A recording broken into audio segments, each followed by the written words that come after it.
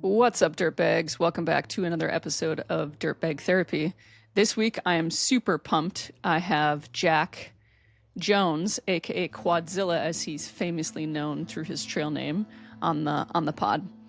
Some people hike for the views, and Jack hikes for transformation. He's covered thousands of miles through blistered feet, wild weather, and quiet moments of reckoning.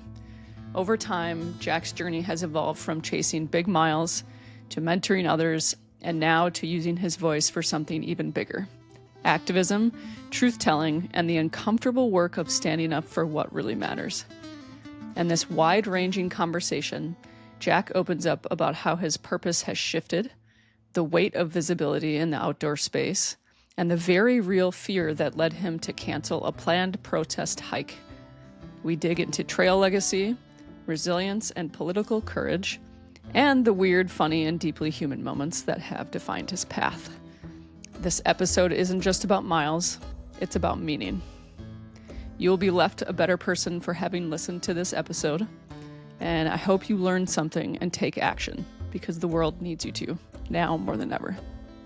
Please enjoy the episode. You've built such a following with your hiking social media, right? That's how you originally gained followers, and then seemed to sort of take a pause with some of that content. Originally, didn't you start out with sort of talking about the government going after public lands and sort of getting up on a soapbox and speaking about that? But now it's turned even more political with, Palestine and kicking people out of the country that shouldn't be kicked out, just doing just totally outrageous things.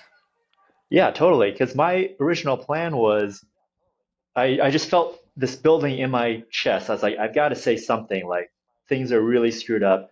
And Right. and when I started making things, it was before they started snatching people. And I was like, I'll just make a couple of videos talking about Mm. public lands, and then I'll get it out of my system, and then I can go back to making because I still have like a ton of footage from my hike of the AT last year that I haven't put out. And I've got all these different ideas, and I was going to put together like Hmm. a more in-depth documentary in my calendar, Your Triple Crown, and doing all these things.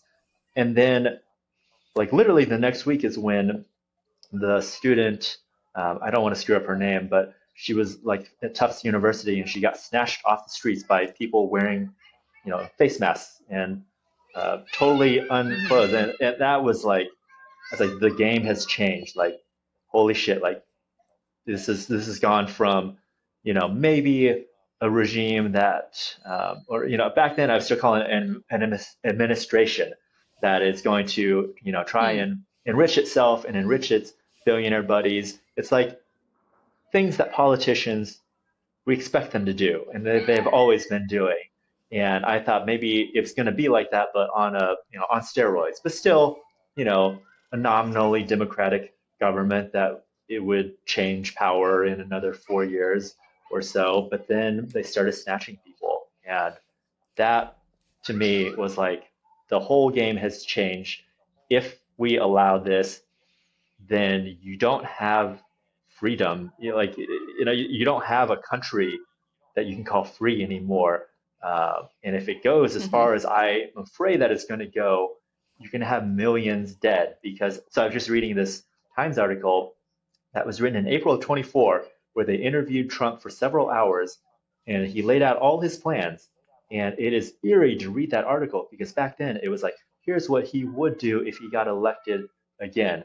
And now you can go back in time and see all the things he said. Um, he all the things he said he was going to do, he has done. And one of the most scary thing that he said he was going to do was round up 11 million immigrants. That's the number I keep saying, 11 million to 12 million. And like deportation is not a one we don't just get to round up whoever we want and just send them to another country, right? Like the other countries have to accept the deportees, and that's the problem they're running into is that's why they're sending people to El Salvador and Rwanda, and they're trying to send people to Libya now. Is because they can't just round up people and just send them to wherever. Like the countries aren't accepting them. So but what happens when they start rounding up 1 million people, 2 million people, 5 million people, 10 million people? Because not to, whenever you make comparisons to Nazi Germany, people get all like, this is not what's happening. So we're not trying to like um, not de-emphasize the severity of what happened in Germany, but originally the plan was to try and deport all the Jews, but no one would take them. And then they had so many people, they created the final solution. What was the problem? The problem is we have too many people incarcerated and we just cannot deal with all these people. And that was why they created the final solution.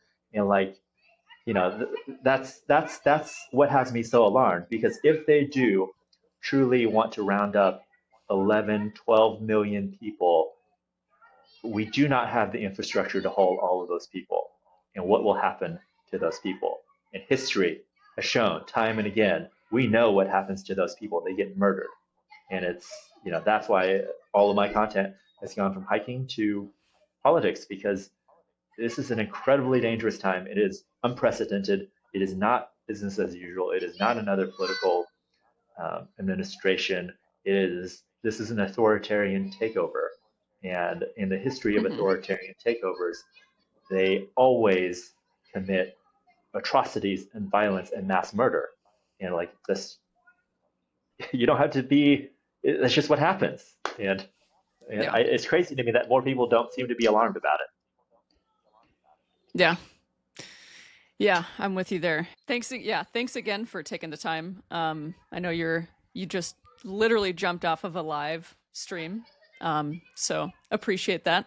I hope you took even just a couple minutes to get yourself some water or get yourself, get your needs taken care of before we jump in. Hopefully, fun questions. It might seem sort of trivial. I want you to talk about some of your hiking things, and I've got, of course, different questions about your outdoor experience and trail life and all the things that you're known for and your massive quads.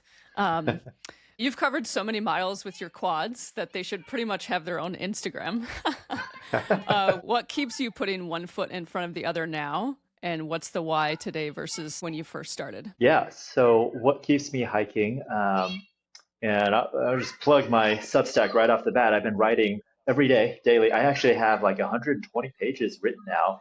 I've been wanting to put together a book for years, and God, probably every answer I'm going to answer today is going to touch on politics, because we cannot remove politics from our lives.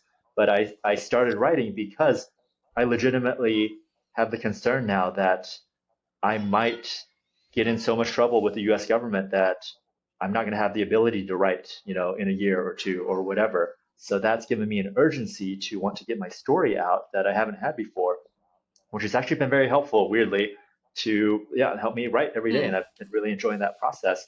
But I was writing in there, like, what first got me hiking was, I think it was I just have like a really, really deep need to prove that I'm special.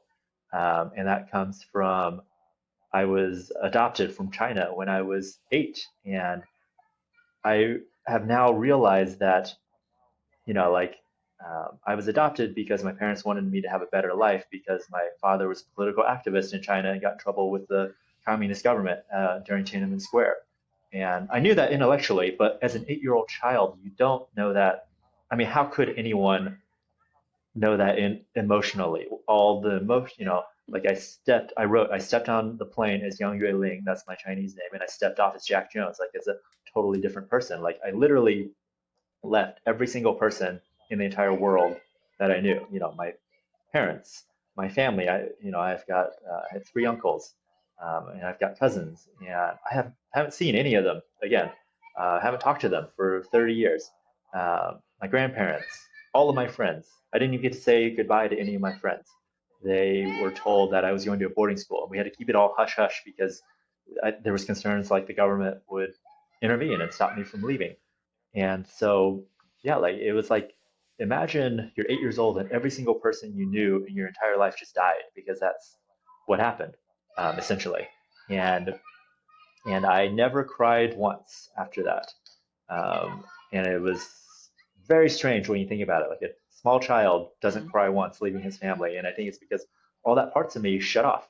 And I realized it created this such deep sense of lack in me, because at some core emotional level, even though I knew intellectually my parents didn't give me away, but emotionally, I felt like my parents gave me away and I must have done something wrong and I wasn't good enough. And because otherwise, why would your parents give you away? And that was what I felt at an emotional level. And that's what I carried with me for my whole life. And I just constantly, this need to prove myself, prove myself, prove myself. And I've had this recurring fantasy of, I was in the army later and I just always wanted to join special forces, but I never worked up the courage to actually do it. And every time I thought about joining special forces, I would think about going to my 20th high school reunion, which is this year, weirdly enough, and wearing my uniform, having my special forces tab, having my ranger tab, having my combat infantryman's badge, and being so cool and showing all my high school friends that look at me, I'm so special. And like I wrote about that, like how on the nose is that? That it's literally called special forces. And like even Mm, within hiking, I had this need to do something like a calendar year to prove that I'm, more special than normal thru hikers, which is already such a weird subset of people, right? And so, yeah, hmm that was really a driving factor of all of this is I had this deep need to prove something to myself and to the world. And every hike I realized I was a little bit more of myself and I got rid of a little bit more of this need to prove something. And finally, on the calendar year, I got that out of my system for good, I think. But yeah, really long winded way of like that is at its core why I started hiking. Um, Yeah, it's a super therapeutic. I mean, anytime in nature, but especially, it gets, I've never through hiked a trail myself, but I've spent tons of time outside doing all the different activities that the outdoors offers. And you get lost in the minutia of the everyday and it seems sort of like it can be boring at times or seem minute. Um, but I don't know. I think during that time you're really processing a lot of things that just come up for whatever reason. You maybe not thinking about anything, but then stuff just pops in your head and you just are forced to sort of process it because you're with your thoughts when you're out there. Did you find you said you were starting to write more too recently? You've got 120 pages written. Have you found that you've done even more processing than when you were out on trail, or have other things come up in a different way than it had while you spend time out hiking on trails? yeah, definitely. Like, it's weird. I don't think about the trails when I'm off the trails. It's like they're, again, like separate lives. And I've always wondered that. I've asked other hikers, like, is this like this for you? But it feels like different lives. And so these are a lot of things that I really haven't thought about since the trail themselves. And new memories keep surfacing and keep popping up. And like for one, I had a memory of hiking through the Grayson Highlands and just well, I did some mushrooms that day, so that was probably part of the part of what brought up the memory. But I had a memory pop up of the day I was leaving China. I was in the airport in Beijing, and my father had sat me on his knee, and he had asked me to forgive him for like yelling and being angry with me. And he told me that he loved me, and that was a memory that I didn't have for however many years, 20 years, until I was at that point in the Grayson Highlands walking with the ponies on mushrooms, and it just popped up spontaneously, and that unlocked like so much processing that I kind of realized like, oh, I've been uh, done a lot of stuff in my early adulthood, like joining the army, where I was just seeking the approval of like a male father figure, and then had to realize like, hey, I'm an adult now. I don't need to do that anymore. But yeah, it's just stuff like that in writing um, is very helpful, and I think it is really helpful too because I've paired it with vipassana meditation, and that is such a helpful tool set, because I've known for a long time like all my trauma and issues come from adoption, but just knowing that and knowing there's all this stuff going on doesn't help without the tool set to actually process it and being able to Hmm sit with my emotions and thoughts as they arise and actually process them instead of repressing them, which is probably what I did for most of my life, has been like super beneficial.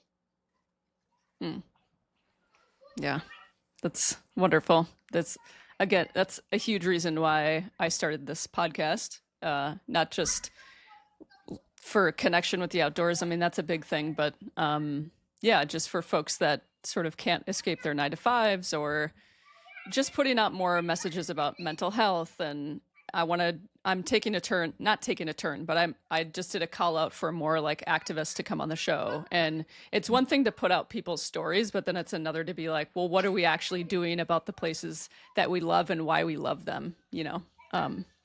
So that's wonderful to hear. I work in mental health. I'm a school counselor. So seeing youth that are so connected to phones and screens and don't have, now it's not all of them, that's sort of a blanket statement that I just made, but I think if you were to take the average kid, they're not connected to their emotions, they're very not emotionally intelligent, they can't communicate with each other, they're getting into fights more, like there's more anxiety and depression than we've ever seen before. So yeah, hoping that if I'm creating more content that is real and raw and a little bit more just, hey, it's these people talking, it's not so like storytelling polished, which is great. There's absolutely platforms for that and podcasts for that and whatever. But yeah, I think it's so important. So thanks for sharing your story, Jack. You've evolved from hiker to mentor to now activist. When you look back in 20 years, what do you want your trail legacy to be, or just like human legacy to be? Oh, I feel like I should have prepared for that question.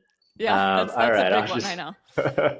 I'll just start rambling and see what comes up. All good. Um, yeah, for the longest time, I had all these visions of I'll join special forces and I'll be so cool, and then I'll um, talk about all these badass things that I did, and I think if you look at the trajectory of my life, like I kind of did that.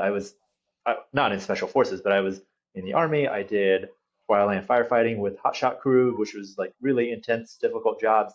I've done a bunch of through hikes and 100 milers and beyond, and these things kind of all in that arena where you can, if I'm really being honest with myself, I can see that a big factor is to prove myself to other people. So that was like my last 20 years, right?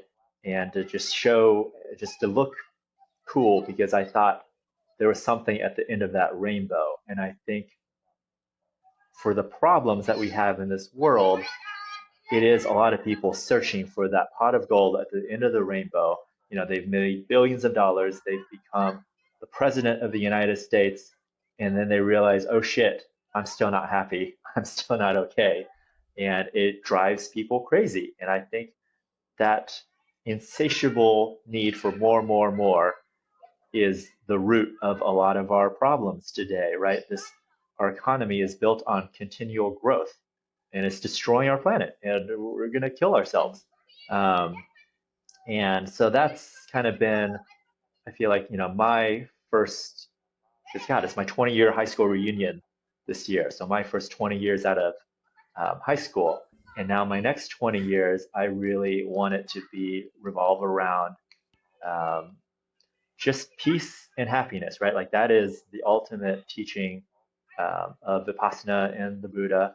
It's not about making yourself more productive or any of that. The entire practice and the entire teaching is to free yourself from suffering. And it's crazy that is a possibility in this life. I never knew this until I really got into it. But the teaching is that if you practice for 7 years, like very diligently, so I'm assuming that's like a full-time monastic practice where you're doing full-time retreats for 7 years, but you can liberate yourself from suffering in this life. And that's different than liberating yourself from like the wheel of incarnations, which I don't really understand any of that or pay attention to it. But um, like there are people today that like say like, yes, I am liberated from suffering because the suffering arises from my mind's reaction to external events, and they have practiced enough Mm. where they have liberated themselves from that. And that's kind of what I see. Like I see myself like with a long beard sitting, in some mountain cabin with a bunch of dogs and like just being at peace. And I think that's what I want to be able to um, any sort of legacy is like, and I get it. Like, I understand why all of these teachers at a certain point, they only talk about freeing yourself from suffering and they don't worry about teaching about anything else because like this is the thing foundation that if you can get here, everything else in our life, in our lives, takes care of themselves. And I really do see that in my own life now. It's like if we could just get everyone to shift their consciousness, then Mm. every other problem takes care of itself because every problem is a problem of consciousness. It's a problem of people that are unhappy, trying to be happy through addiction and alcohol and phone screens and all this other stuff Hmm. when none of it will bring them happiness. And it's like, well, this weird thing of sitting and observing your breath can actually bring you the peace and happiness that we all seek. Yeah, Right. yeah, yeah. I'll stop rambling now. No, that's no, that was great. That's I deal with conflict. I work in public education. I deal with conflict with kids, and not just kids, like their parents, with staff members, with everybody. And it always comes back to something about them and what doesn't sit right with them a lot of the time. Like how did this conflict start? And then we go through it and process it with whoever's involved. And a lot of the time it's like it's on that person, like how are they hurt, how are they feeling from it. But if like you said, I love that message, if we can get people to sort of like let go of some of these things and sit with it and process it and be a little more like enlightened and let go of some of those things that we I think these distractions, you don't really call it that, but these distractions and these false beliefs of happiness that exist in the world, like that's not it's that image. I love that of you sitting in a cabin with dogs. I'm like, that's my dream too of like fulfillment. Yeah. What was your biggest oh shit moment from your calendar year Triple Crown? Was that back in 2023, Jack? That was back in 22. 22. So Okay. And yeah, anything that almost took you off trail during that time? really nothing in terms of like injuries or other events. I mean, the only thing that really almost took me off trail was I found a really good group of friends that I was hiking with on the PCT that we did the whole desert section together, and it was super hot, and we like hiked all night, and it was just so much fun. And by that point I had like really pushed myself on the AT, and I felt like I actually got what I wanted to from doing that because my whole thing about going to the calendar year again was like proving something to myself and to other people. And I had pushed so hard on the AT that I had found my limits and I had like finally gotten to the point where I was like, oh, I actually really reached my limits and I didn't find myself wanting. And I don't feel like I have that much to prove to anybody anymore. So they kind of took a lot of the wind out of my sails for the rest of the calendar year. And so when I was on the PCT and I found this really great group to hike with, that I was thinking, I was like, I'd have a lot more fun if I just slow down and hike the rest of the PCT and only did two through hikes this year. I actually try to convince them, like, hey, if we all go really fast, you guys can hike the CDT with me. But nobody wanted to do that. So that was actually the only time where I almost quit the calendar year. But otherwise, just physically and everything else, it wasn't. I mean, it was hard, but by that time I had developed my Vipassana practice because that was 22 and I went to my first retreat in the winter of 2017 and I've been doing like at least one retreat a year, a lot of times two, and kind of sitting quite a lot. And I had really developed my practice, and the practice really is like staying in the moment and being aware, just not, I think so many people quit through hikes and just big things in life because they're thinking of the totality. And like Mm-hmm. I remember starting down in Springer, just my thought wasn't how am I going to hike from here to Maine and then hike from Mexico to Canada and then hike from Canada to Mexico. My thought was like, hey, I better enjoy this because it's gonna like this even this whole year is gonna go by. And just like every couple of days, I just have this like weird moment in my mind where I'm like holy shit, like a month has gone by already, 1,000 miles has gone by already, and then I'm like, oh my god, like a whole trail has gone by already, and then like two trails, and yeah, it kind of inverted itself in my mind where I was instead of being so concerned about how much more I had to go, it was this realization of like, wow, this year is going by fast, and I better enjoy the moments now So because it's all gonna go, and now like right, and I think the listener, like imagine walking across the country 3 times in 1 year. Hmm. And I think it took 290 days, 9.5 months, and I basically only had 1 day off per day or per month, and I averaged 25 something miles every day for 290 days. So it was this relentless grind, right? But Hmm. even so, literally one step at a time, you can make it through. So there wasn't any specific moment that was overwhelming. And I think that also gives me a lot of peace about my life is like all the things we worry about and all the things that challenge us, we've all made it to whatever point we're at in our life, right? And whatever challenges we've come in those specific moments, there hasn't been a single moment that, was too much for you. Otherwise, you wouldn't be alive anymore, right? So that gives me a lot of Right. comfort. And like I just wrote about going through Mahusik Notch, which is considered the most difficult mile on the AT. And it's, normal times, it's all these big boulders, but I went through when there were 8, 10, 12 feet of snow on the ground in those places. And it took me 3 hours to go through that 1 mile. And like my legs were completely cut up. And sometimes I sank up to my chest in snow, even though I was wearing snowshoes. And like I had to worry about falling into these deep holes because like moose and stuff will fall in and they get trapped and they die. And like, there's no one else that's going to come rescue me. Like if I fall into a hole, I'm going to just freeze to death in a damn hole in the Mahusik Notch. But even that, like it was objectively pretty terrible, but still just literally just one agonizing step after another. And then after that, I had to climb the Mahusik Arm, which is some of the steepest part of the AT. And I had lost my micro spikes, so I only had my snowshoes and it was covered in ice. And so that was another just hours and hours of like I literally grab a branch and then I dig my snowshoes into the ice and then I walk like lift myself up 1 foot and then grab another branch. You do that, and that was 1,200 feet of elevation gain. And then I had to go up Old Spec, which is another like 1,000 feet of elevation gain. And that day ended up being 20 hours where I moved 16 miles, and that was like one of the hardest days. But even then, like every single moment within that day was manageable. Not a single moment was overwhelming. And I would have only been overwhelmed if, in the beginning of the notch, I was like, oh my God, I've got to do this whole thing and then go up the arm and then go up Old Spec. But every moment was manageable. Yeah. It is literally like running a marathon. I mean, running a marathon seems like nothing compared to what you've done and what you've experienced, and just trudge through it. Those guys are having fun over there. Well, they must Yeah, have yeah, just they're quite scored a loud. goal. Yeah. I love that. I love that. The little voices screaming and pure joy.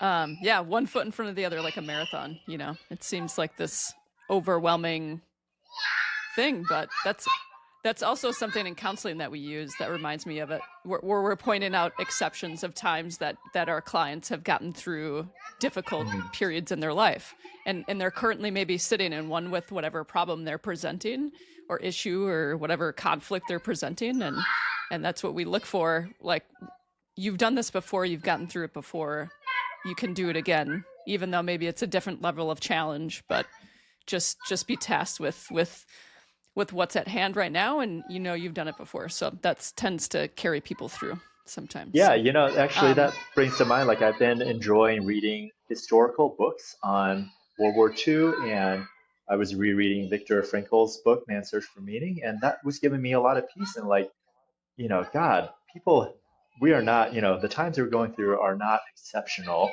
They're exceptional for us, hmm but it has hmm happened so many times through history, and humans have still made it. Um, and like things still turn around. And like whatever is happening is not going to last forever. So like that's been giving me a lot of right. peace. Yeah, we still need more folks to get on board with being louder about things too, and actually taking action like you're doing. So I appreciate that you're using your platform to voice things that are super important that people in our our media aren't really covering to the full truth. I'm not a big social media person, but I feel like I'm learning more from people just voicing opinions or posting videos that aren't in the mainstream. Like, I turn the news on in the morning and it's Mm. local New York City news and a few things that are happening in the nation and sometimes across the world, but like, why are we so in the dark? We could go on a full tangent about this, but you know. Um Yeah, yeah, yeah. Here's a fun one. Tell me about a time a piece of gear failed and how you problem solved it. It's kind of a light question. Piece of gear. Well, I guess I lost my microspikes failed because I lost them to some dark hole in the Mahusik Notch, and I tried to climb up the arm without microspikes, but it just wasn't happening. So then I put on the stupid snowshoes, which is awful. Like if you've ever tried to like climb up Big an and clunky. icy Yeah. rock face wearing snowshoes, but that was better. That was the only form of traction that I had. Um, Otherwise, I actually haven't had that many gear failures. Mm. My last year, I used this $80 AliExpress backpack, and the hip belts fell off around 1,800 miles, but it was still manageable. Um, I'm trying to think. Yeah, I haven't had really catastrophic gear failures. Yeah. Mostly just losing gear. Yeah. Yeah. And when you carry less, I suppose, because you go ultralight. Uh, what are you typically carrying? Like how heavy? And I would assume you're not carrying a whole lot, and so with less things to carry, there's less of a chance to for gear to fail. Yeah, and let's see, my pack last year, I was really proud. I got it a 10-pound pack. That's not including, I always carry about 3 to 4 pounds of camera equipment. So the numbers I throw out are without my camera equipment. But my Hmm. pack was under 10 pounds last year and it cost $383. And it was just a bunch of stuff from China, which I guess now would be what 150% higher. But yeah, Yeah. roughly 12, 15 pounds has been my base weight. Every hike I get it a little bit better. Throughout the calendar year, it my base weight hovered between probably 12 to 15 pounds, depending on um, yeah what I had, and then another couple pounds of camera. So I like to think like my camera equipment weighs more than a bear can, and like how much of a pain in the butt it is to have that extra bear can, and then you finally get rid of it, and like yeah, carrying that through all these trails. Um, I always think, yeah, but that's been so worth it to me. I just love being able to capture the beauty of the outdoors and share it with people. Yeah.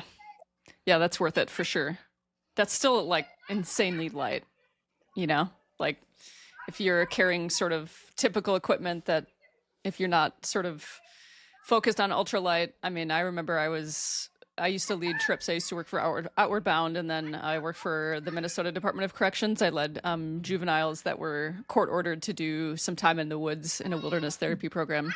And our packs were getting up to like 60, 65 Oh pounds man. just because it's, yeah, bulky, not, I mean, decent gear, but just like your typical gear if you were to go to REI or any sort of outdoor store and pick up just the typical things that you need for when you're out there for a week. Yeah, and then plus food. I mean, it wasn't like dehydrated. It was just like peanut butter and gorp and cereal and oatmeal and just like really heavy stuff split up between everybody. But yeah, Yeah. Oh so man. Yeah. 15 pounds 60 sounds pounds is, pretty nice. yeah, it is It's 60. serious, God, yeah. that is It's like soul some special crushing. ops shit. Yeah. Yeah. Yeah. And I think Yeah. that a lot of Yeah. people don't like backpacking because that's their experience of it. But it's like if you get your Hmm. pack, with food and water under 30 pounds, it's very enjoyable. Yeah. Yeah. Absolutely. Um, any luxury or like special items you would like to carry, or like one thing that you've always carried that isn't sort of typical or that you sort of have Um, to have with you? I mean, my luxury, yeah, it would just be all my camera equipment. I dial back on a lot of other, like I cut my sleeping pad in half so that that's 8 ounces saved.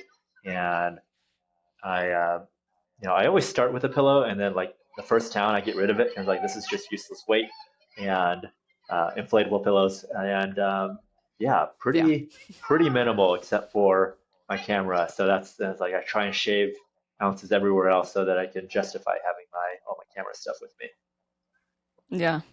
I have a pillow too, but it's like bulky. But in recent years, I've just taken anything that's squishy, anything extra that I'm not wearing while I'm sleeping, and just wrap a t-shirt around it, and then that's my pillow. And I actually prefer that over a regular trail pillow. I saw on your socials that you were going to hike 1,776 miles in protest and to draw some attention to some of the political horrifying things that have been happening. I'd love to hear a little more about that, and if maybe someday you still plan to do that. Yeah, so I started thinking about that. Well, I guess the people had started getting snatched off the streets, but it still felt safe enough to come back to the U.S. And so I was planning, because I have actually essentially been living abroad since 2023, because the American lifestyle just doesn't work well for me. I had even like, I haven't had to own a car for a couple of years anymore. I don't have an apartment. I just have all my, what little things I have is stored with my family. And so I had essentially moved out already, and I thought, like, okay, I don't feel good about just leaving the country when things are really bad. And I was wanting to hike the PCT again, because if I hike the PCT again, then um, that would be my double triple crown. And and then so I was just thinking about all those things, and then the idea of a 1,776 mile hike came into my mind, which actually I had thought about during Trump's first presidency. I was like, I'm going to get an AR and I'm going to walk from somewhere in Colorado to Washington D.C. And then I was like, that's probably not a good idea, you know, probably not a smart idea. And it kind of the same. That was how my planning progressed for this 1,776 mile hike in the U.S. Like originally, I was like, well, I'll walk somewhere on the roads and then I'll end the hike, in D.C. And the more I thought about that, the more I was like, someone's gonna shoot me. That was my honest thought. And then if not that, someone's gonna run me over because there are enough. Like Hmm. I do get a lot of just really nasty comments, and I get even worse messages like death threats, like from MAGA, like on a daily basis now. And it's Hmm. and people have gotten like super super racist. So it's like that. Even if we get him out of office, I don't know that I would feel safe in the U.S. And I'm going on lots of tangents here, but since 2017, um, whenever I'm in Missouri, I carry a weapon with me, like a firearm with me, because Missouri too, it's Hmm. a constitutional carry state. You don't even need a license to carry a firearm. But I have felt enough of like a threat because I'm ethnically Chinese that in the U.S. anymore, I don't hike with a firearm because that's too heavy. But otherwise, I have a firearm because I don't feel safe. And so that was all of this, like, you know, going into why I was essentially moving out of the country, and I had to come back. But yeah, like part of my packing list was I was going to pack a tourniquet, I was going to pack a pressure dressing, I was going to pack gauze to stuff a wound because I was like, there's a real chance that some disgruntled MAGA person will shoot me because they don't like the message that I'm spreading, and like it will be very easy to find me on this trail. Um, so that was my thought, and then Yeah. it was like 2 weeks after I started posting on my social media that I got an email from Department of Homeland Security, and it said your status with global entry has changed. So I logged in to the global entry thing, and it told me my global entry has been revoked. And that's like a fast lane pass through customs in the U.S., but you have to go through a background check for that. You have to go through an in-person interview. It's like a real pain in the butt process. And so between like being in the army, being a federal hotshot firefighter, and the global entry, I've had like 4 or 5 FBI background checks with me through the government. So like I'm squeaky clean, right? Yet, Hmm. and nothing has changed within the last year. Yet I think what Right. happened is they've been um, scouring social media with their AI tools, like their Palantir tools, and they flagged my account. And that was somehow because now it's come out that Chris Krebs, he was Trump's former cybersecurity director. His global entry was revoked, and this is all over CNN. So like it's like they're using that as a way of targeted retaliation, and they've come out on the USCIS, the U.S.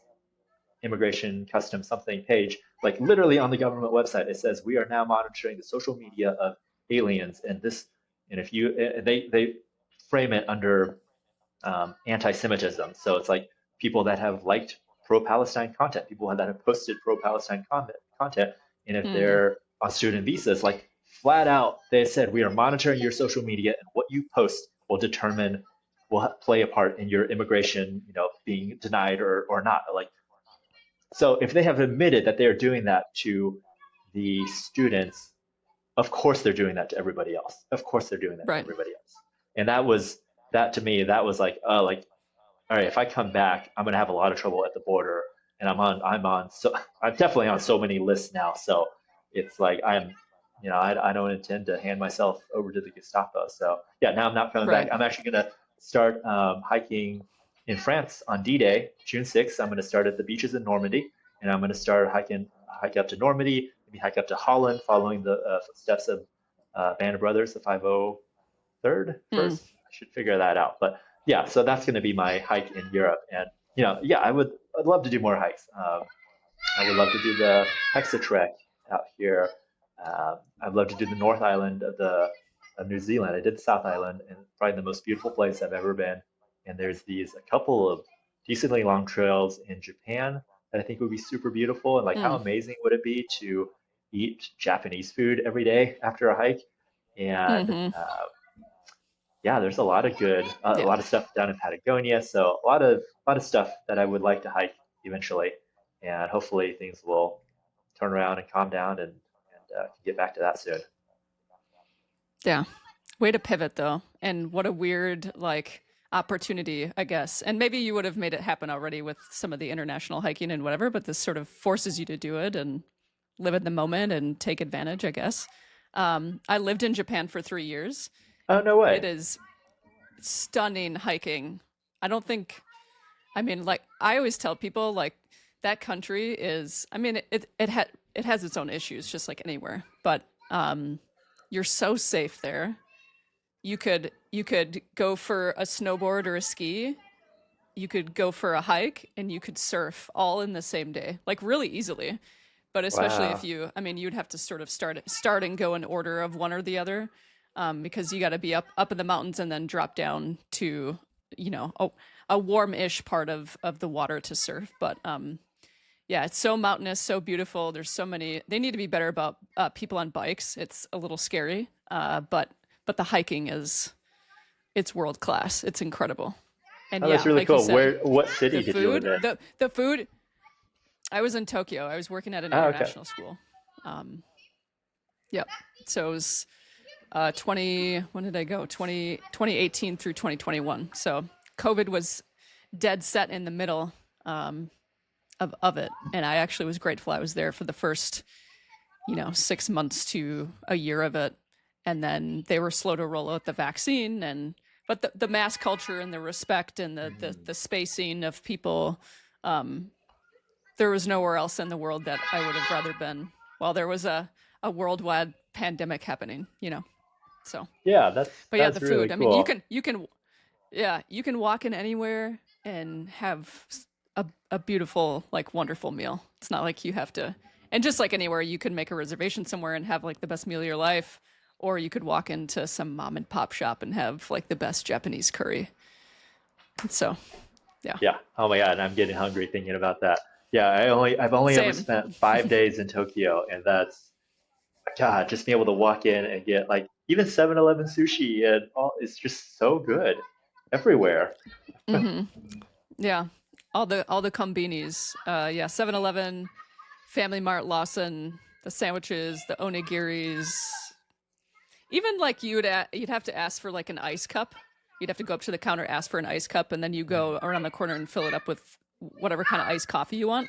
Like dispensing out of a machine. It's like pretty damn good. Japan's got their systems of their certain things really, really down. So They really do. And I it miss is the it. only country that I've like felt like this is like, oh, this is really, really different. Like even some of the toilets I Yeah. couldn't figure out. Like I don't know how to flush the toilet because there's so many buttons. Yeah. And like So going many into the buttons. Yeah. rest yeah, the restaurants with like the little vending machine, I'm like, hey, can I order? And they're like, no, go over there. I'm like, I don't know what's Yep. going on here with the vending machine. I don't read yeah, I don't read Japanese. Yeah. Just Yeah. pressing buttons and you surprise. Yeah.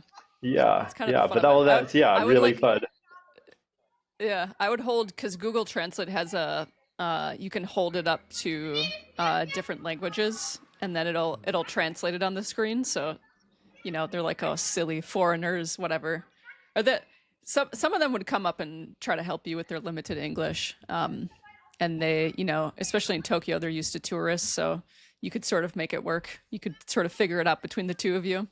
Um, Yeah, but yeah, that's great great. Oh country. man, yeah. And traveling in Asia, like I confuse, like especially in Thailand and Vietnam, like I confuse the people because they don't know what to make of me when they look at me. But Japan's the only place where everywhere I went, people just assumed I was Japanese. Like I think because my beard and my hair and whatever is not so out of place in Japan. And then that was always a shock for Yeah, them. Like, oh, that's not a Japanese guy. yeah. They'd probably start speaking Japanese to you, and you're like, Yeah, I don't know what you're yeah. saying. Like, Yeah, yeah, sorry. yeah, yeah. Funny. Um, Back to another light question. What's the weirdest item you've seen someone carry? And this would depend. I guess maybe you wouldn't know if they carried it the entire trail, or just a weird piece of gear or just an item that you saw somebody carry. And what was your theory Oh, behind why they carried it? Or maybe they told you. yeah. No, I've seen a lot of. I don't know why people love to carry weird things with them through the trails, but like my friend Slider carries a trombone, a plastic trombone, with her on every trail, and she'll just go down the trail sometimes playing it, or just playing it at camp, which is so silly because it's not like a guitar or anything. You're not expecting to hear a trombone when you're in the middle No, of the not at woods. all. Um, but there was that. There was this dude carrying a chainsaw through the whole PCT. He was a wildland firefighter, and so we got to talking. Mm, Good. He's trying to raise awareness, but like, God, that would have been awful because that's 20 pounds plus. It was a big, so heavy. yeah, chainsaw, and it was weird because the day that I saw him in Yosemite, we saw a lightning strike fire way up on top of the mountain, and we were joking like, oh, we should go up there and put out that fire. But I think that fire actually grew to be pretty big, or at one of the lightning strike fires there, because then it wasn't too long after that a lot of the park closed that year. But yeah, it was just really weird timing where met this other wildland firefighter, and we saw a wildfire start in the wild. Um, Mm. Other weird things. My friend Pyro, he does a lot of really weird stuff. You'd probably enjoy talking to him because he ran like 30 something miles in a circle in a roundabout one day just because he thought it would be funny. And then people on Reddit said, well, you should have switched directions. So he went did it again in the opposite direction, another like 6 or 8 hours. Oh, funny. And The on people the have PC, spoken. Give them what they yeah, want. Yeah. yeah, he's a real weirdo. But he carried this little JanSport backpack for a while on the PCT, and then on the AT last year, he carried like a little handbag. Um, and he got so upset that like people just didn't question him about hiking with his handbag. But so that was like instead of a backpack, he just had like an over-the-shoulder giant purse, basically. And um, yeah, those are some of the weird things that I've seen on trail. Oh, funny. Did he through hike the whole thing with that? Or just parts of it? No, not the whole thing, but he did. It was at least 100 or 200 miles. He did a decent amount. And then yeah, I think he was upset that making, it Mm. wasn't as weird as people thought it was. So then he was like, well, this is dumb. I'm getting rid of this. I quit. Yeah. Yeah. Oh, funny. He tried to do something strange. Well, Yeah. you did the all of the eight. Was it the AT with $1,000? Yeah. And you didn't quite make it. Yeah. No, I hit the $1,000 limit. So I made it halfway point by roughly 1,000. And then by the end, my document says I spent probably about 2,400 if I remember right. But I missed things. I definitely got a little more trail magic than normal people would have. We tried to avoid like definitely didn't solicit trail magic, and we tried to avoid staying with too many people because then that really skews the money stats. Yeah. But yeah, towards the middle of it, we definitely stayed with some trailing just so we didn't pay for 3 or 4 nights right in the middle because it was super, super hot. And actually, one of them, it was really funny. We were road walking through the Shenandoahs, which people get mad about. They're like, who cares? But then I just hear this guy going, Jack? And it's like a guy in a Jeep. I'm like, yes. And so he had watched my videos and recognized me. And he was like, oh, I didn't want to sound like a weird groupie and say Quadzilla. So I said Jack, but he invited us down to stay with him down it was near Front Royal, and it was really nice. It was one of our favorite stays. His trail name is Padre, and because he had hiked with his son a couple 100 miles on the AT, and like super cool. And we, yeah, it's like really really hot during that time of the year. It was hundreds Hmm. in the hundreds in the days, and it was nice to escape the heat. But yeah, reached $1,000 around. It was after about 2 months. I was just over it. Well, and I got Mm. a really bad infection in my foot that took me off trail for like 10 days. So I just, yeah, I didn't care anymore after that. And then it just became a matter of enjoying my hike. And like we still try to keep it. I mean, 2,400 bucks is still relatively cheap for a hike, especially using that cheap of gear. I think that was even more Right. instructive Because than anything that else. include that included that included your gear, the 2400, No, that was not including the or gear, but my you gear already was had. under 500 bucks, so it wasn't. So I bought a bunch of cheap Mm. gear as well. So like a Chinese, essentially everything was Chinese because that was like the cheapest price point to quality point. And I tried to cheap out on Mm. shoes, and that was what ended up getting my foot cut and then infected. Because it turns out if like REI, it was REI garage sale stuff, if they have a whole bunch of one certain shoe that people have returned, there's probably a reason that those Mm. people returned those shoes. So lesson learned there. Noted. Yeah. But yeah, that was it. Uh, It was a fun little adventure. I mean, it wasn't any wild takeaways. It's like if you split money with your friends, hotel rooms, you'll save a lot of money. And just not eating out. I mean, that was the biggest one. Like I didn't eat out yeah. That's really for the first 2/3 of the trail, and then just making yeah. like a trail mix of like cashews, chocolate chips, and shredded coconuts. Gives you a Mm. ton of good calories. So I didn't buy like a single candy bar the whole trip because candy bars are not good value for the calories per dollar. So yeah, just a Hmm. couple little things you can save a lot of money. Yeah, I'm sure you had that really nailed down after the first few weeks, or you Yeah. already did because you've gotten so much experience. The food expense would rack up quick, and just I'm sure you get caught up in having such a good time with the people you're meeting and wanting to go into town and you know your resupplies, and then it's easy to even when you're hiking a trail to spend money. And I guess how long did it take you?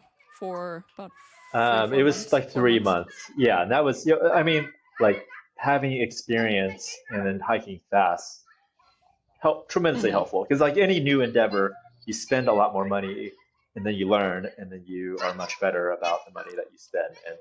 And yeah, and just having, yeah, my first hike, there's no way I could have done it Done nearly as that, quickly. yeah. And then in town, like you're just such new experiences. You want to drink and you want to hang out at the hostels. You want to, and like I think people Yep. should like. I don't think people should Hmm. aim to try and hike a trail for a thousand Right. dollars. Like if you can work an extra month, that's much better experience. Yeah, but it's Yeah. like and that was people get. I get a lot of criticism for all that. Like you didn't do it right, blah blah blah. It's like the point is like I want to show you strategies for how you can make your hike more affordable and without reducing your experience that much. Because I think like if you just narrow into a town, right, instead of Hmm. going into town, spending 2 nights there, you sleep outside of the town, you go in, you do all your day stuff, you still spend one night, and you hang out at the hostel for most of the day, and then you hike out. You've only paid for one night in town, yet you've essentially got 2 full days in town. Just stuff like that. Two. Yeah. Yep. Yeah. Just don't know what you don't know when you're first doing something like that. But yeah, having it fine tuned. Yeah, $1,000. I don't. I can suffer fest and do some type 2 fun, but man, yeah, that would be tough even when you have everything fine tuned in the experience that you have. So, if someone made a biopic about your trail life or just your life in general, who's playing you and what's the most outrageous scene that they have to include? Wait, what's a biopic? I don't really know that term. It's like about your life. Yeah. It's like a Okay, who's documentary about your life. who's playing me? Oh, what's his name? Steve Aoki. Because everyone, I mean, Mm. yeah, I From was The just Walking writing it. Dead. Um, no, I think Steve Is that him? Aoki is he's a DJ, but he's got long hair. And Okay. Okay. I was just writing about this. I'm Like thinking I of was some. at PC. Yeah, I know who you're talking about, and I can't remember his name. Um, I'm gonna look him up. yeah, but PCT Trail Days, that was where I first met Prodigy. I don't know if you're familiar with him, but he's the um, like the first Asian guy to do a calendar year triple crown. He's Taiwanese American, and he's got long Hmm. hair like me, but like otherwise, the only other distinctions we have is that we're both Asian. But like throughout that whole time at Trail Days, people kept mistaking me for him and like him for me. And then that got me down a rabbit hole of trying to like search the demographics and um, a trail of like, yeah, like there's like 2% of the trail is Asian and Asians hiking, and yeah, it's just like pretty much 90% white people, and then all the minorities are the last 10%. And uh, I don't know how I got in this rabbit hole. Oh, Steve Aoki, because yeah, I get that a lot, and it gets into like a slightly racist territory where people are like, oh, you look just like Steve Aoki, or I thought you were Steve Aoki. So I guess he would play me. And what was the second part of that question? What would be the most outrageously scene that they have to include? Um, oh, probably where like I accidentally pooped my pants in Glacier National Park. That was like, yeah, and or maybe, oh no, no, no, even better, where I almost pooped my pants going up the Grand Canyon carrying a bicycle. That's a good story, so I'll tell you that one. So I that was in 2018 where I bike packed the Arizona Trail. So at the end of the bike packing, so I got to the Grand Canyon and they make you take your bike apart, like remove the wheels and everything and then carry it because I think like certainly if my bike was assembled, I probably would have been tempted to ride it at some point because it's just silly. And I think yeah, people would die. You'd knock people off the Hmm. trail. You go off the cliff yourself. So that's why they do it. But then I had to carry the bike and ended up being so my bike was a Surly ECR and it's like 45 pounds by itself. It's a full steel frame bike. Um, and then with everything else, I had to hang it off of my Osprey. Like it was like a 65-liter, 5-pound pack. That's the only thing that could support the weight of that bike. And so my pack was almost 90 pounds with food and water and my gear and the bike going through the Grand Canyon. And so then like going up the third day, so it took me an extra full day. So I ran out of food, except I had these super spicy peanuts. And that was the only reason I hadn't eaten all of them because they were way too spicy. But then they gave me like stomach issues going up, hiking up the North Rim. And then, normally when you're in the woods, if you got to go, you can step off the trail somewhere and dig a hole and go. But like on the Grand Canyon, you're stuck on the switchbacks going up the canyon. And so like I literally couldn't find a good place. And so I just had to like on like one switchback that was a little bit more wide, like try and set up my stuff and try and hide behind there while I did my business. And um, that was still some of the most miserable hiking that I've ever done, just because my stomach was in so much pain. And then, like, taking like 90 pounds up the Grand Canyon is like, I literally had to stop at every switchback. And then all these people would pass and they'd all have some stupid comment about how, oh, you're supposed to ride your bike, you're not carry it. It's just, yeah, it took forever. And I still think back to that every time something's hard. It's like, at least I'm not carrying a bicycle through the Grand Canyon. Yeah, about to shit myself. Yeah, yeah, I didn't know exactly. if I didn't know if poop would come into this conversation, but somehow it hasn't always. But there, poop stories are always welcome. We love a good poop story on Dirtbag Therapy. Very good. Yeah, you're not a real Oh my dirtbag gosh, unless you've I would want to shit like yourself. unless you've shit yourself. Yeah, I yeah I have some of my own stories, and yeah, some people might be surprised to hear some of those stories if they were with me at the time. I was pretty good at masking it Oh, and wow. cleaning Okay. it up and figuring it out on the Oh, go. Yeah, no. yeah. Funny. Yeah. Oh man, I'd be tempted to those people. I would already be pissed with the gruelingness of trying to carry all of that, and it's hot, and you gotta, you're about to shit yourself, and I'd be tempted to want to just go boop, I shove know. one of Oh those my God. people off the The cliff. worst one was this like really religious guy that he insisted on giving me this stupid like book, like religious book. And I'm like, dude, like I am not gonna read this. I don't want this extra useless weight in my pack. But he like gave it to me and then walked away. I'm like, well, I can either litter or I have to now have extra dumb religious pamphlet propaganda weight in my Wait. pack now. Um, Yeah. read the room, my guy. Oh my God. Some people, the nerve. Right. Yeah. Can't you see all of what I'm carrying now and not even, oh, yeah, just get a Maybe, clue about me not wanting to carry anything else? yeah, I like to think that he thought I was like at the verge of imminent death. That must have been how bad I looked going up the canyon. And he was like, "Oh, this guy needs this because he's about to die, so I better save his soul." Yeah. This guy looks like he's in a vulnerable spot. Let me take advantage of that for a minute. Yeah, yeah. What's one trail moment you've never shared online that still haunts or cracks you up? Huh. This one might be hard because I share so much online. You share them with, yeah, pretty open Yeah, book. Yeah. yeah. Um, ooh, I will give a little spoiler or a little teaser for people if they want to go to my read. So I've been just posting, so like I'm writing a book about my life as like a Chinese immigrant and my journey in the army and firefighting, and then all my hikes, and kind of tying those together into my book. And I've been writing it and just posting as I go on Substack.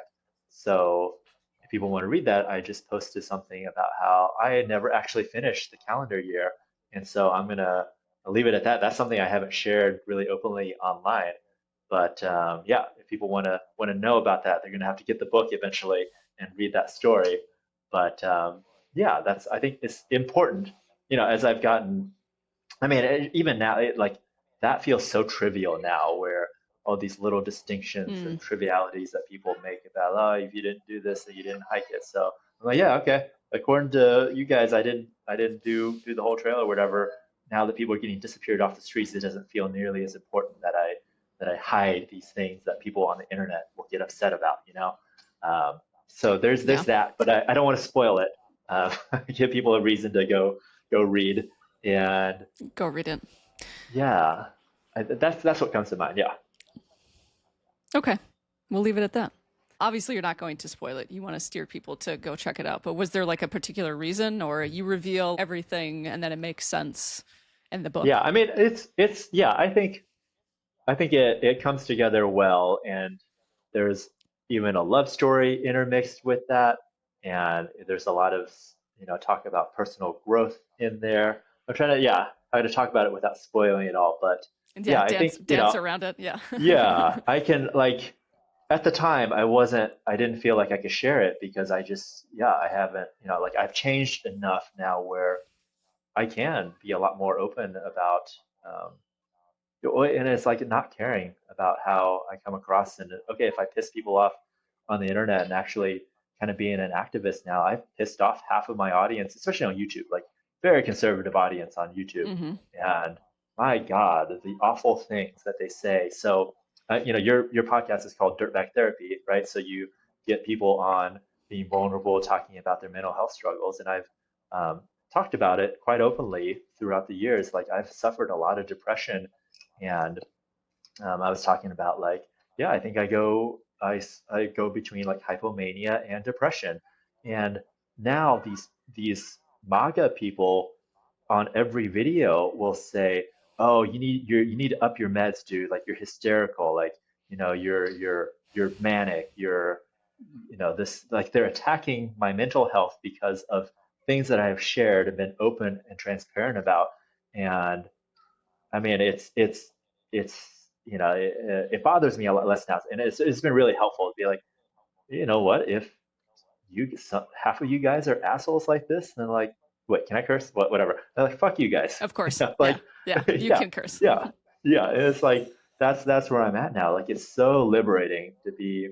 Hmm. I've blocked some of my close friends from Missouri who support rounding up immigrants without due process, and like, no, fuck you guys. Like I don't need to curate my image anymore and pretend to No. be this person. Like I can just be me, and like I do not agree with a lot of you guys anymore, and I will be happy to say it. I've been doing a lot of Muay Thai training, and like I will be happy to fight you if it comes to it. Like and it's very liberating to be at that Yeah. place. Um, Yeah. Yeah. I feel like I got lost on a tangent there, but yeah. No, all good. Tangents are always welcome. I listened to Scott Galloway. He's a professor at NYU. He's very eloquent.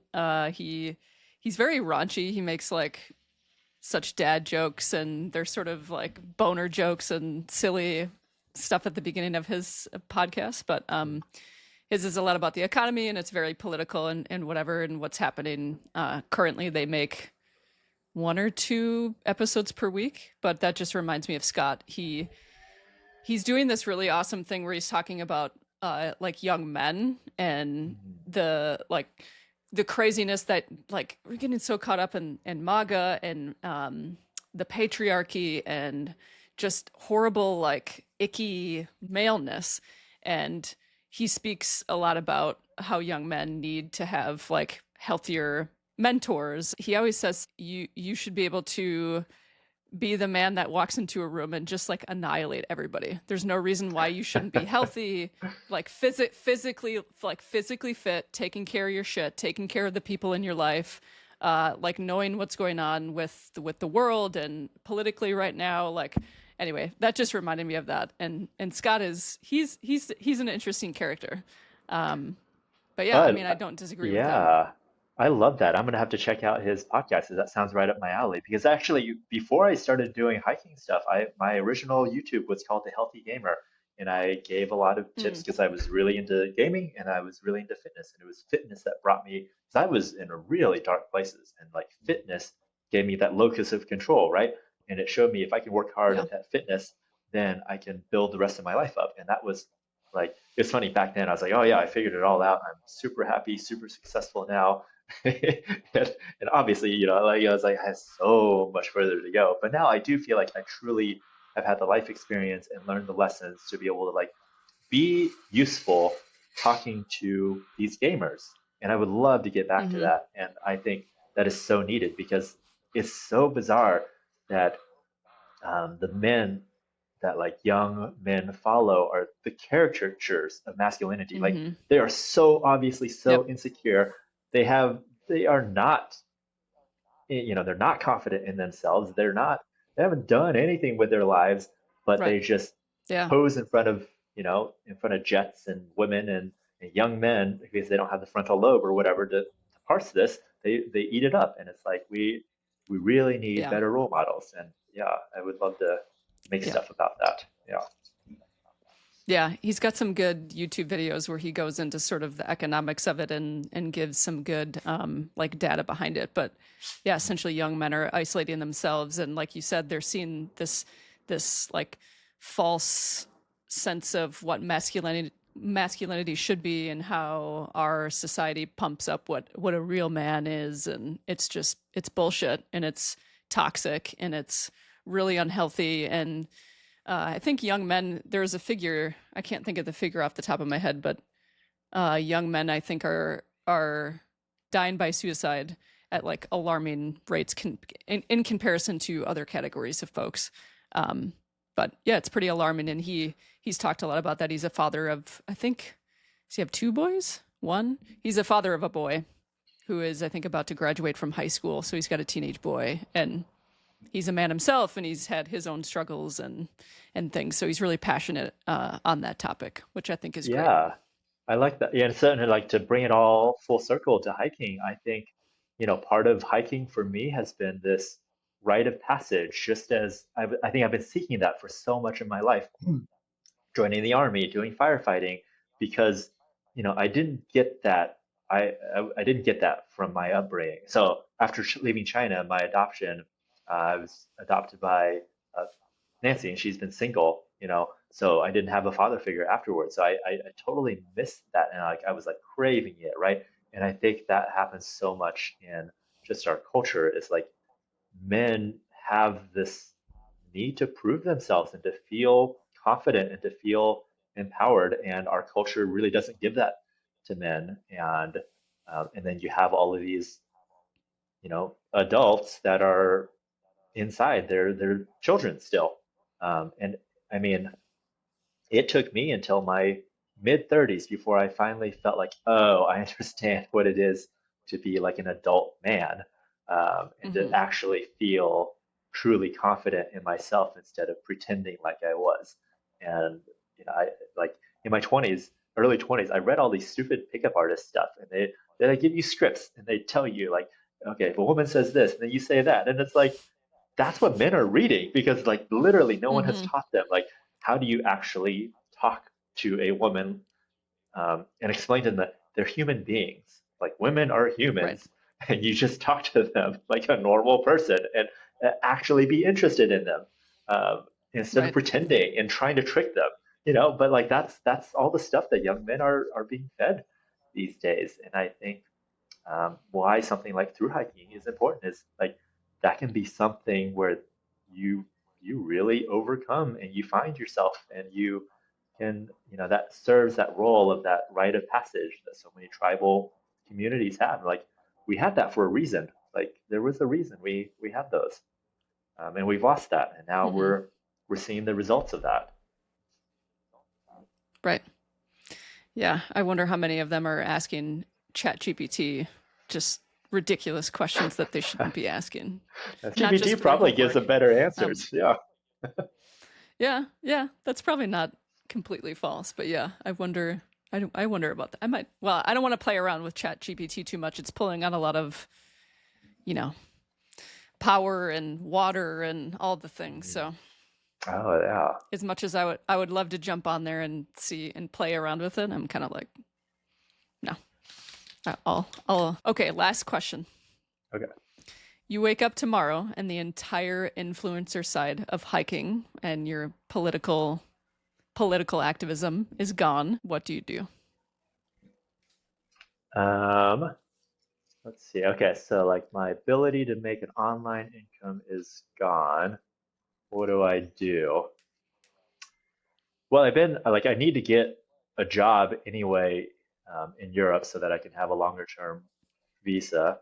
So I've actually been Mm-hmm. looking at like garbage men jobs and Hmm.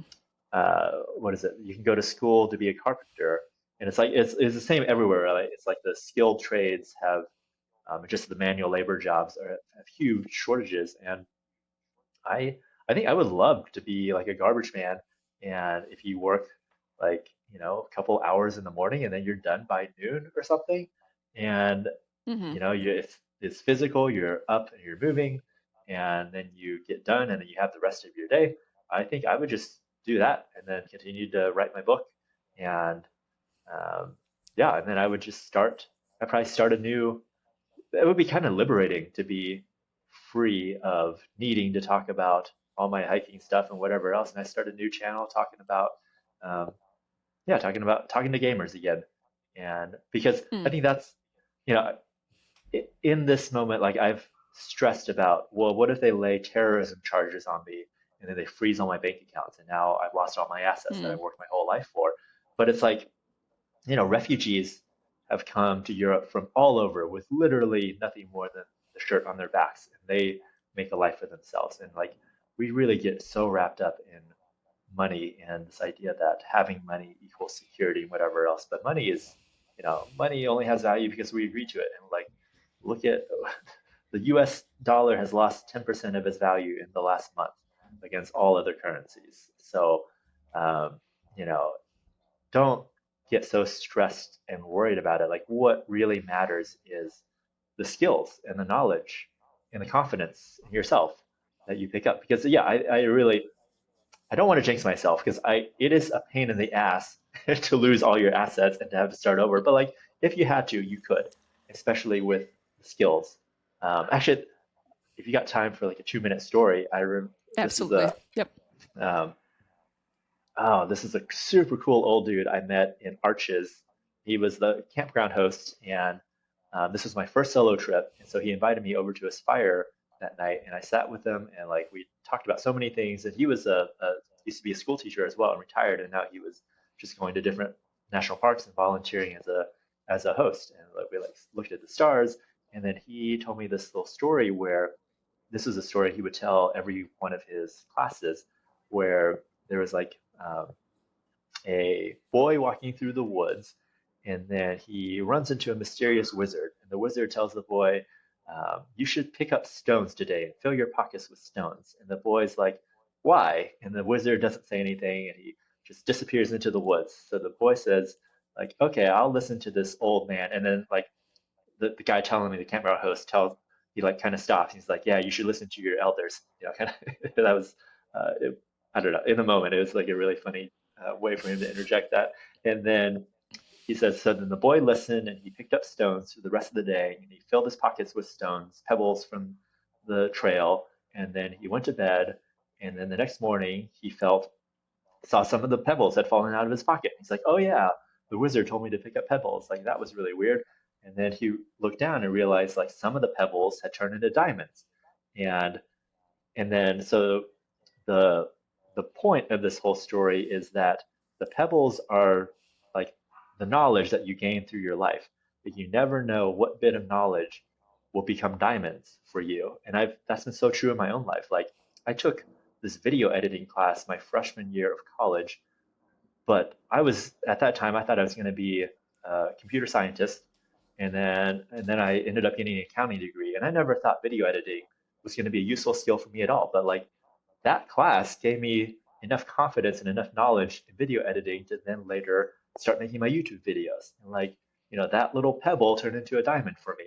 And yeah, I think that's such a cool story. And even the story. So the guy in Arches, he had actually met Ed Abbey at some point out there in the desert Mm, as he was writing. So yeah, it was just really, really cool. And I don't even know why I started telling that story, but yeah, pick up the pebbles. And you're like, oh, you're right, because it's all the knowledge that we have. If we lose everything, right. it's the knowledge and your experience. You can figure it out again. Yeah. That they can't take that from you. Right. And you could just pivot and go and start something else, start a different venture. Exactly, exactly. You probably have another diamond in your pocket somewhere that you forgot about or maybe haven't uncovered yet. Yeah, Maybe in your yeah. book And you'll it's uncover like another diamond, Jack. exactly, and it's like I'm going to learn, start taking intensive German classes, and it's like I don't know that I want to truly use, but it's that knowledge. It's not going to be bad. It's not going to be a useless thing. Right. Right. It'll come in handy at some Yeah. point or another. So, hey, really want to thank you for your time. I really, really a lot of gratitude for you, what you're doing with your platform. It's really important. I think there's probably a ton of people out there that want to speak that won't because of a lot of the fears that come with it and that you've expressed and you've been so vulnerable with, and all the messages that you're putting out and all the work that you're doing is really, really important. So I just want to say a heartfelt thank you for that. Yeah. Well, thanks for having me on. Yeah, this is a really fun conversation. Yeah, enjoyed it. Likewise. Yeah, take care.